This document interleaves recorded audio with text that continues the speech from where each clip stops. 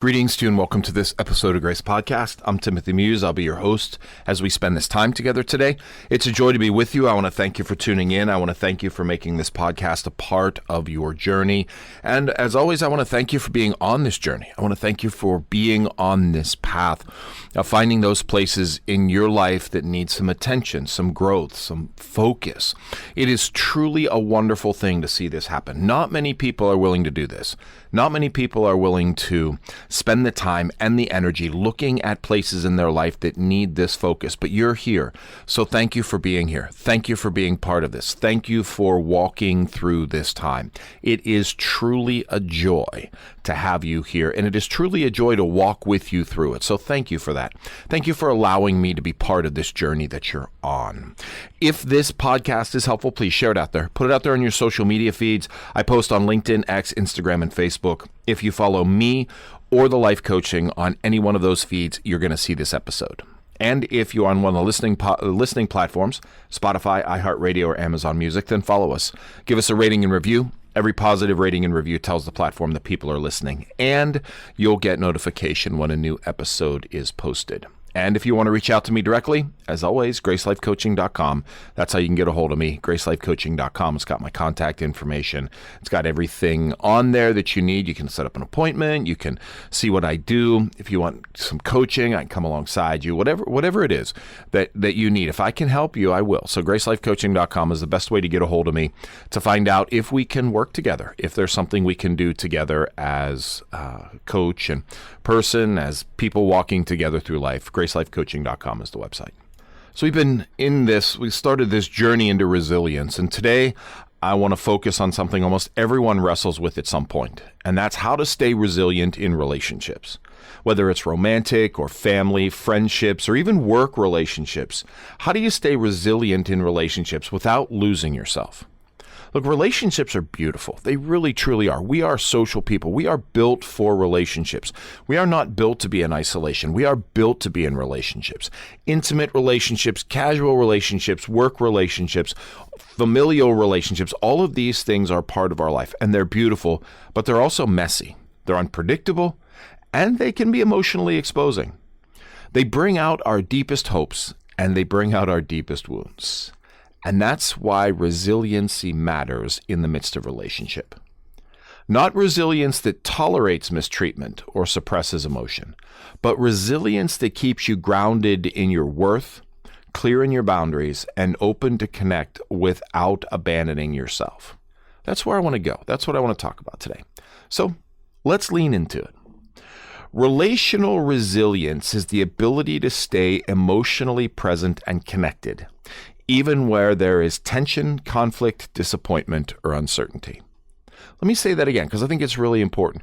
Relational resilience is the ability to stay emotionally present and connected, even when there is tension, conflict, disappointment, or uncertainty.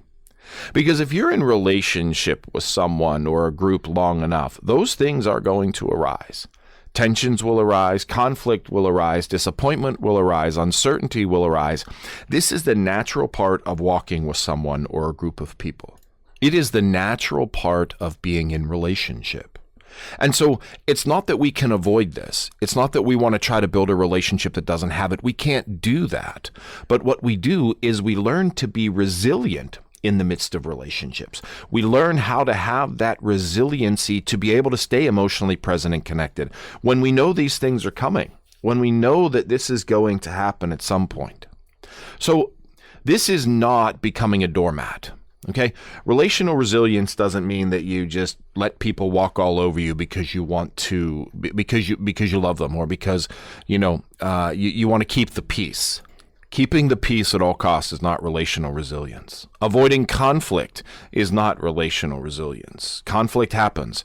To avoid it will only solidify that this conflict didn't matter, and usually it does matter. Deep inside, people are struggling and hurting inside of conflict, but they're not showing it on the outside. Pretending everything is fine. Everything doesn't have to be fine all the time. It really doesn't, because everything isn't fine all the time. Let's be clear. Everything isn't fine all the time. But pretending everything is fine all the time is just denying emotion. It's just denying, where someone is at. Accepting harmful behavior. That crashes boundaries. and accepting harmful behavior, again, to keep the peace or to keep the relationship flowing, that doesn't have to be. And stuffing down feelings, particularly to keep the peace or, to avoid that conflict, stuffing down those feelings is not what a relational resilience looks like. That is not relational resilience. True relational resilience says, I can care about you without sacrificing myself. We can be in relationship with each other, but I don't have to sacrifice who I am to be in relationship with you, because then it's not a relationship anymore. A relationship are two distinct people coming together. No, it's not a relationship anymore. I can care about you without sacrificing myself. I can have hard conversations without crumbling. I can talk about deep and difficult things without crumbling or falling apart. This is where resilience comes in. I can set boundaries without guilt. I think that's one of the biggest things that people struggle with when they talk about boundaries. And whenever I talk about boundaries, I think that's one of the biggest things that people deal with is the guilt. Well, I feel so guilty for setting boundaries. Well, the only place you're going to feel guilty with, the only people you're going to feel guilty with for setting boundaries are those who are going to want to crush your boundaries. Okay? I can set boundaries without guilt. I can hear your feelings without absorbing your identity or blame. Again, everybody has a right to their feelings. Everybody has a right to how they feel. But just because someone feels that way doesn't mean that we need to absorb their feelings or blame ourselves for them. It doesn't have to be. We can be present and see where people are coming from, but we don't have to own it. I can repair, but I don't have to rush. We live in this world that says that everything needs to be fixed today. I'm a big fan of a certain channel's Christmas movies. And of course, they have a limited time frame in order to wrap up the storyline. So we see often where there will be a fracture in a relationship and then everything is healed, just overnight, a misunderstanding. And a lot of times that can happen. But sometimes, misunderstandings and conflicts, they take time to repair. And they don't have to be rushed. I can repair, but I don't have to rush. Resilience allows love to breathe. It allows love to have its place and breath, whether it's romantic love, intimate love, familial love, friendship love. It allows love to breathe. Okay. It allows room for that. I think one of the biggest things that's challenged with resilience is resiliency needs room. Resiliency allows love to breathe. It allows friendships to evolve. It allows a relationship to evolve and grow over time. It allows family conflicts to be navigated and not avoided. Boy, think about all the family conflicts that we have, big ones and little ones, strong ones and relatively minor ones. Think about all the family conflicts we have and how they just get avoided over and over. We just came out of the Christmas season, out of the holiday season, where families were strong, people were together a lot. And I bet you probably saw some, family conflicts that arose. And it's like, wow, we really need to deal with this. But no, we're not going to deal with it now. We'll deal with it in July. And then July comes around and it never gets dealt with. It's like, wow, we really need to deal with this. Nope. And then next year comes around and that conflict is still there, whether it is political or financial or theological or whatever, So resiliency within familial conflicts allows those conflicts to be navigated and not just avoided. It allows relationships to strengthen instead of shatter. Think about it. Relationships strengthen when we work on them.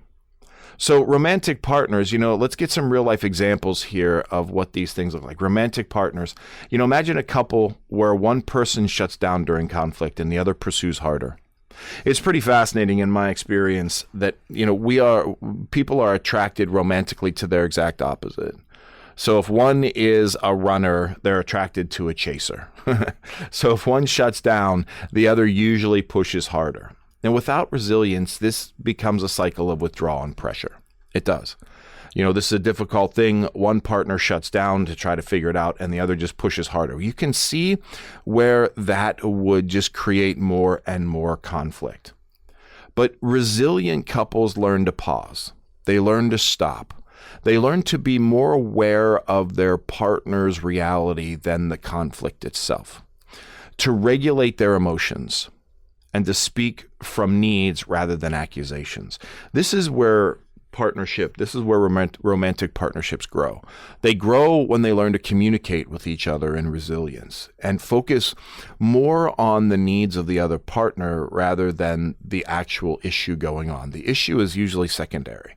When we fight issues, then we struggle in relationship. When we work to lift each other up and be present and regulate our emotions, then we can be present with our partners. We'll ultimately get to the issue. The issue will be dealt with. But first and foremost, romantic partners, they want to the need is to focus on the person first and the issue second. A resilient response sounds like, I'm overwhelmed and I need 30 minutes to settle my emotions. I will come back and we'll work through this. See, now that's strength. That's not avoidance. That's clarity. It's one thing to say, I don't want to talk about this and walk away and never come back to it. It's another thing to say, I need time to process. I need time to work through this. Give me that time and I will be back. You see that there's the resilience in that, setting boundaries, not avoiding the conflict, but allowing emotions to settle and regulate. When we can learn to do that within our romantic relationships, within our intimate partners, it grows and strengthens that relationship in ways that make them and help them to be stronger and last longer than what we often see in our world today. And when we look at friendships are awesome. We have friends. Sometimes we get friends that are new. Sometimes we have friends that we've had for generations or, decades. But healthy friendships include honest apologies. They include different seasons of life, and they include misunderstandings. And not everything in relationships just stays the same all the time. They ebb and they flow. And sometimes we have misunderstandings. Sometimes we have, a different season where we're really, kind of less connected and more connected. But a resilient friendship says, I care about you and I want to understand what happened. You matter to me more than the circumstance. Again, when we talk about relationships in all manners, it's about focusing more importance on the relationship itself than on what is causing the conflict or the season. I care about you and I want to understand what happened. I want to understand because we're more important than me being right or you being right. We're more important than any one thing. Not just, I'll ghost you so I don't have to feel discomfort. All right. Yeah. But doesn't that happen? It's like, they made fun of my shoes, so I'm not going to talk to them anymore. Well, if they matter enough, then deal with that and live into it. And I care about you. And the words that you spoke to me about my shoes were painful or hurtful. I didn't like them. So friendships matter, but healthy friendships include honest apologies, differing seasons, and misunderstandings. We all misunderstood. Welcome to life. Welcome to being human. When we look at family dynamics have their own relational resilience as well. Families bring old patterns. They do. Generational thinking, generational beliefs, and generational experiences. And in those old patterns, we fall back into triggers. Oftentimes, adult children come back to their parents' house and they feel like they're 15 again. And act in patterns that like their children again. Maybe their parents see them as children again or talk to them as children. But resiliency is what is used, stepping out of defensiveness rather than, being that adult in the room and, being treated like a child rather than being defensive and responsive and reactive, but stepping out of that. Responding instead of reacting, and it doesn't mean you're silent. Again, remember, this isn't about being a doormat. This isn't about avoiding conflict. This is about addressing it as an adult and being resilient and refusing to repeat old patterns just because they're familiar. Our brains are beautiful things. Our brains really, really want to be efficient. And so they create patterns of thinking and patterns of action. And the more we do it, the more those patterns solidify and the easier it is to slip into them. But resilient people examine those patterns and say, I'm not going to be that person. I'm not going to enter into that pattern again. I'm going to be different and I'm going to address it differently. It might sound like I'm not comfortable having this conversation today, but I'm going to have it. Or I'm not comfortable in this circumstance right now. Let's revisit it later. Or I know that this is always the way we've done it, but I've changed and I've grown and I'm a different person and I want to be treated like a different person. Clear, kind, and firm. Those are ways that we address familial dynamics. A lot of times I see, families are just fractured. They don't want to be around each other because of these old patterns and old family dynamics. It doesn't have to be that way. Relational resilience can help live out the best of family by addressing some of these things and talking about them and getting clarity within them. Workplace relationships. Look, we all work. Boy, we work a lot, don't we? I mean, we spend a lot of time at work. How do we have this resiliency within relationships at work? What does that mean? Well, it means receiving feedback without collapsing into shame. I mean, nobody's perfect. Nobody does it right all the time. We all look for feedback, and sometimes that feedback can be pretty harsh, but it doesn't mean that we have to collapse into shame, like I'm some kind of bad person. There's a difference between critique and shame. We can be critiqued for what we do, but shame identifies who we are. It speaks to, well, I'm not a very good employee. No, you missed something. It happens. Welcome to it. Rather than I'm not a very good employee. Ask questions instead of assuming blame. Ask questions. Okay, I see this didn't work out. Is this something that I did? Is this something that we did? Is this something that just didn't work out because it didn't work out? Asking questions rather than assuming blame. Speaking up when boundaries are crossed. Wait a minute. No, when I clock out at the end of the day, I'm done. I don't get paid to be off the clock. So if work needs to be done, it needs to be done at a certain time period. I work from such and such an hour to such and such an hour. This is my break time. So, honor that and respect that and stay out while I'm doing that. So that's it. Speaking up when boundaries are crossed. Stay curious instead of defensive. Let's ask a question about this. Let's talk about this rather than, what are you talking about? I didn't do that wrong. Let's talk about this. Let's get curious about what can or can't be happening. See, when we enter into these patterns, we can have a much stronger workplace relationship. We can be much more resilient. The hardest one is facing hurt or betrayal. This is the hardest one. When trust is broken, resilience is not pretend it's fine. It's not. We all have our trust broken from time to time. We all experience betrayal from time to time. Whether it's intentional or unintentional, it happens. So how do we deal with that? How do we live into that rather than just pushing it over and letting it bury inside? Because it buries inside. That's what happens. We tamp it down. So honoring the pain. Look, this was a betrayal. This was a betrayal. This was a broken trust. Honoring it, identifying it, being clear about it. Even if you're not talking about it with anybody, but honoring it, slowing the pace of repair. Just because if someone betrayed your trust, if someone broke that in you, you don't have to run back and just be their friends again. You can be polite and nice and caring, but you don't have to welcome them back into your circle right away. You have to just make sure everything's fine. I mean, oh, I'm sorry I did that. Everything's just fine now. No, everything's not fine now. And we're not going to run that quickly back into it. So slow the pace of repair. Discern whether the relationship can and should be rebuilt. We don't have to hold on to the pain of betrayal. We don't have to hold on. We can extend apology. We can love people. But that doesn't mean that a relationship that has experienced betrayal needs to be rebuilt. It doesn't. It doesn't at all. Recognizing your worth is not diminished if a relationship struggles or a relationship ends. Resilience in relationships, particularly when there's hurt or betrayal, it's not a quick forgiveness. It's an honest healing. And sometimes that honest healing means that that person who was in your life, who was really important, isn't in your life anymore. And that is okay. That is okay. So where does relational resilience break down? Well, it breaks down in avoidance. I'd rather say nothing than deal with conflict. That leads to resentment and emotional distance. Avoidance is a breakdown of relational resilience. Emotional over accommodation. I'll shrink myself to make everyone else feel comfortable. This erases identity and dignity. Okay, that's not emotional resilience. That's not relational resilience. That is just shrinking down so that nobody feels uncomfortable. Shame and rumination. This is where resilience in relationships falls apart. In one of these patterns, shame and rumination. I must be the problem. Resilience collapses when self-worth collapses. Reactivity instead of response. Snapping, defensiveness, shutting down, stonewalling. These are signs of dysregulation and not failure. And relationally resilient people will not just, they'll examine that, they'll realize that, and they'll move to work in a different pattern. In fear of honesty, I'd rather pretend than be vulnerable. This keeps relationships shallow, brittle, and fragile.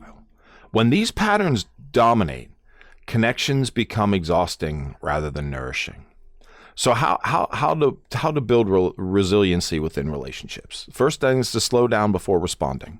Slow down before responding. Resilience lives in the pause. A simple 10-second breath can prevent emotional spiraling. Try this. Inhale, I'm safe. Exhale, I'm grounded. And then respond. All right? Slow down before responding, because the response is usually where things get unhinged. So slow down. Live in the pause. Name what you feel. I feel overwhelmed. I feel hurt. I feel dismissed. I feel pressured. And that's not to say you did this to me, or you make me feel, you overwhelm me, or you hurt me, or you dismiss me, or you pressure me. No, this is what I feel. Naming emotions regulates the nervous system. We've talked about this before. When we give something a name to it, we have some control over it. And regulation leads to resilience. It does. When we can regulate, we can be resilient. Practice boundaries as self-respect. Remember I said before, most people feel guilty about boundaries. Boundaries are not something to feel guilty about. And they're not barriers, they're clarity. You are being clear with what your boundaries are. Things like, I need time to process before responding.